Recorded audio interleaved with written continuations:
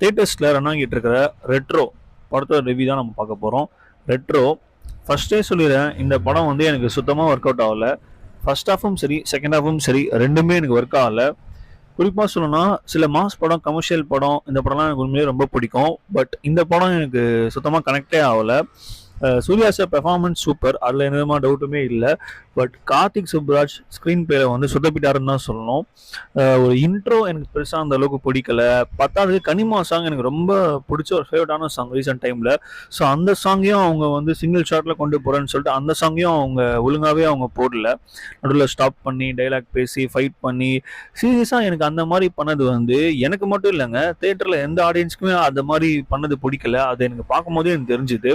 First ஹாஃப்ல என்னதான் audience வந்து அப்படி இப்படின்னு கத்திக்கிட்டு ரசிச்சு பார்த்துட்டு இருந்தா கூட செகண்ட் ஹாஃப்ல டோட்டலா தேட்டரே வந்து ஆஃப் ஆயிடுச்சு. அந்த மாதிரி தான் எனக்கு ரெட்ரோவோட ரெஸ்பான்ஸ் எனக்கே ஓப்பனாக தெரிஞ்சது, அப்படிதான் இருந்தது. சூர்யா சார் ஏன் இப்படி பண்றாரு தெரில. கங்குவாக்கி இந்த படம் பரவாயில்ல அப்படின்னு கேட்டிங்கன்னா கங்குவாக்கி இந்த படம் பரவாயில்லைங்க. பட் கண்டிப்பாக இந்த படம் கம்பேக் சூர்யா கிடையாது. சீக்கிரம் ஒரு கம்பேக் கொடுத்தே ஆகணும், பார்க்கலாம்.